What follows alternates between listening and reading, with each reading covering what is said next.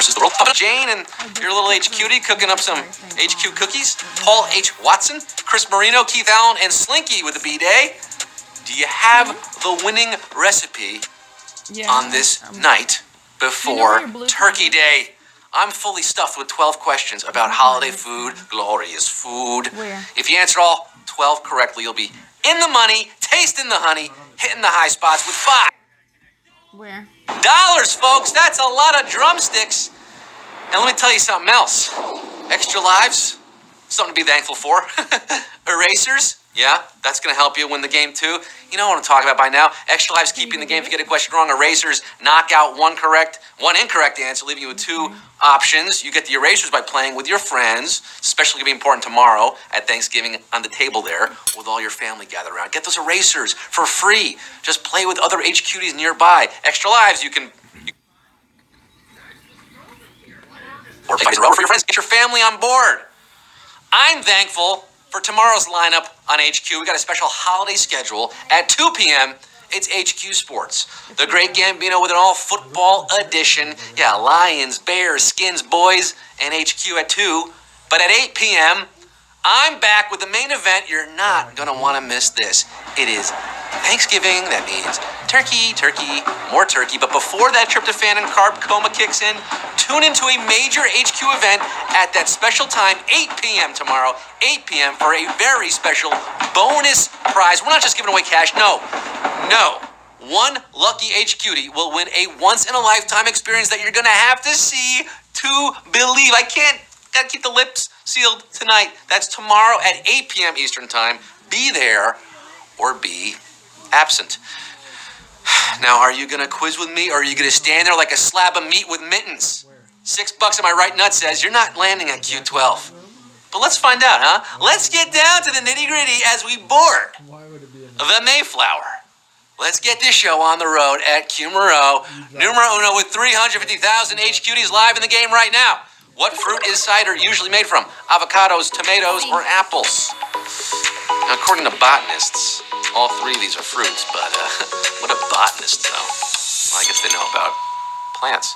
Thanksgiving is a celebration of the fall harvest, and it's no coincidence that apples fall from trees, which we then stomp and squeeze to make cider or ferment it and make it hard cider. 341,504. This isn't hard for you so far. It does get harder, folks. Q2. Gravy is often served in a container named what? Boat, race car, or zeppelin. A. Again, not too hard. And did I tell you the name of the game, boy? We call it riding the gravy train. I don't recommend taking this out to sea, but gravy is traditionally served in a gravy boat. A boat of gravy with a straw. Well, that's Gritty's favorite Thanksgiving dish. He said so in Time Magazine today. 324,072 of you are on a boat. It's smooth sailing to Q3. Chives, dill, parsley, and buttermilk are traditional ingredients in what kind of dressing? Ranch, French, or Italian? If you're thinking about making this yourself, why? Just buy it. It's so much easier. All right, but if you really want to just combine these ingredients I just mentioned, plus maybe some salt and paprika, and bam, you're living that cool ranch life. What marinara is to Italians, ranch is to Indianans. 275,158 of you are dressed for success, dipping your pizza in the ranch. It's a disgrace where I'm from, but you do you. Q4, thanks to their property when ripe, cranberries are nicknamed what? Potberries, stinkberries, or bounce berries. Which one, David?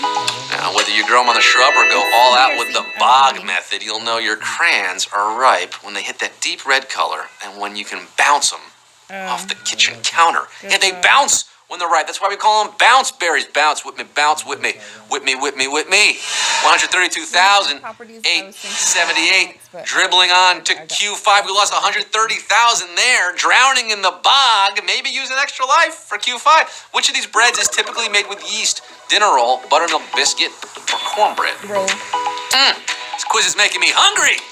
Cannot wait for this meal tomorrow. My favorite foods. If your bread rises thanks to baking powder, that means it's happening during the baking process. But yeast will make the dough rise before you bake, as would be required when prepping classic dinner rolls. 130,863 are rolling with their homies. Look at that. Look at that dough rise. Trying to make that dough tonight. You're getting Q6. How does the USDA recommend cooking stuffing? Inside a large turkey, inside a small turkey, or by itself? Yeah, how should you cook your stuffing, huh? As convenient as it is to cook everything at once, it's even more convenient not suffering a foodborne illness. I know it's called stuffing, but you shouldn't stuff it inside the turkey or you'll be serving up salmonella for dessert. 119,487 new. You should cook it by itself. The rest of you getting stuffed by Matumbo.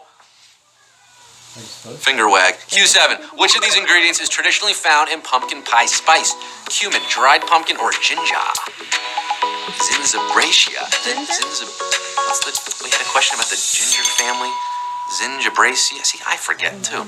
Spice, baby. I'm not forgetting those girls. Pumpkin spice is the spice of life this time of year, but wouldn't you know, there's no pumpkin in it. It's a blend of cinnamon, cloves, ginger, nutmeg, and allspice. Ooh, that's a spicy question for 25,000 who are out, but 94,124 slamming their bodies down and winding them all around for Q8. The combination of pistachio pudding, marshmallows, and pineapples, traditionally known as what?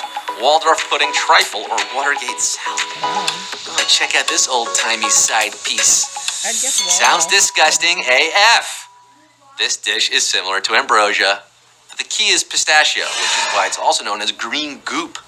Yeah, it's Watergate salad, named after the DC hotel. Perhaps no one knows for sure, but 37,714 knew this one. Putting on the Ritz. You're getting Q9 according to Merriam-Webster. Which is the correct pronunciation of the nut produced by hickory trees? Pecan, pecan, or are both acceptable? Look, Thanksgiving can be stressful enough. Don't let pronunciation tear your family apart. That's what politics and religion are for. According to the dictionary, both of these pronunciations are fine. You can say them either way or either way, just like you can say pecan or pican. It's both.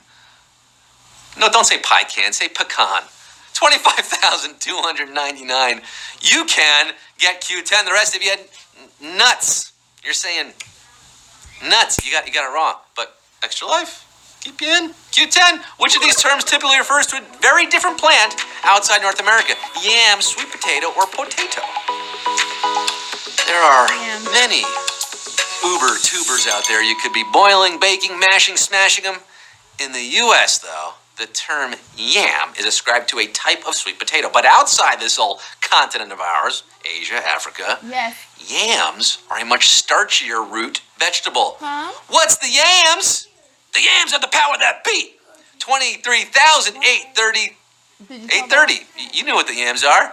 And you're getting Q11, the penultimate question tonight. Green bean casserole was invented specifically for Americans to consume more of what food? Soup, green beans, or onions? Onions. You think those recipes on food packages are a public service? Nah. They're there to sell you more stuff.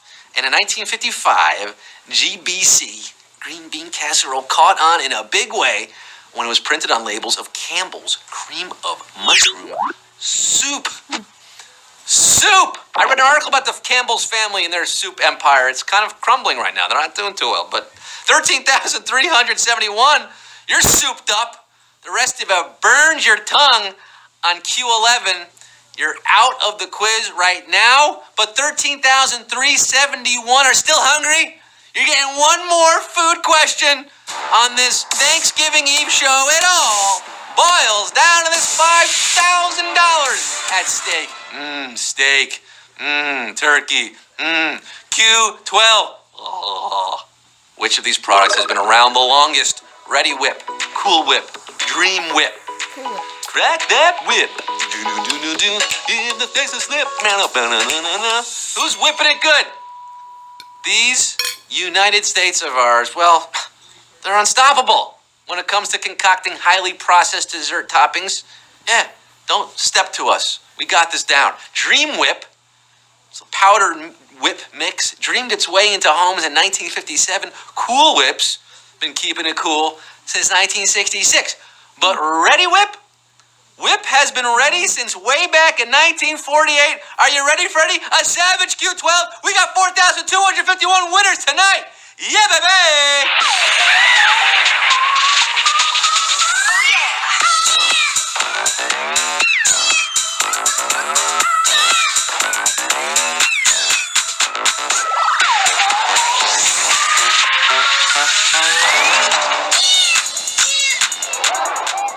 Winner, winner, turkey dinner. For the 4,251 of you splitting $5,000, that's $1.17, $1.18. That's, look, it's something. It's something. It's more important that you won. That's what counts, folks. Sure, you could buy a loaf of bread maybe and maybe make some stuffing with that, but maybe a couple cranberries, maybe a few cranberries. Danae, P24, AM, McLeod, Kim Duco 2, May, so many more of you. Be thankful that you won HQ on Thanksgiving Eve and come back tomorrow, folks. Like I said, if you want to really show your gratitude, we'll be giving back in a big way. 2 p.m. is HQ Sports. That's a football team quiz. That's 2 p.m. with the great Gambino. But at 8 p.m., a special time, 8 o'clock Eastern time, you do not want to miss the big one, the big show, Thanksgiving Trivia Night, brought to you by Leftovers, with a very special prize that you do not want to miss out on. Once in a lifetime? Yeah. I mean, I've been there once in my lifetime, and that's probably the only time I'll get to go. Maybe I'm giving away something there. I'm excited. Look, get home safe if you're traveling tonight. I know it's crazy. If you're out partying, party responsibly, of course, and come back tomorrow. Thanksgiving, guys. It's going to be a fun day. I'm excited for it. I'm Scott Rikowski signing off.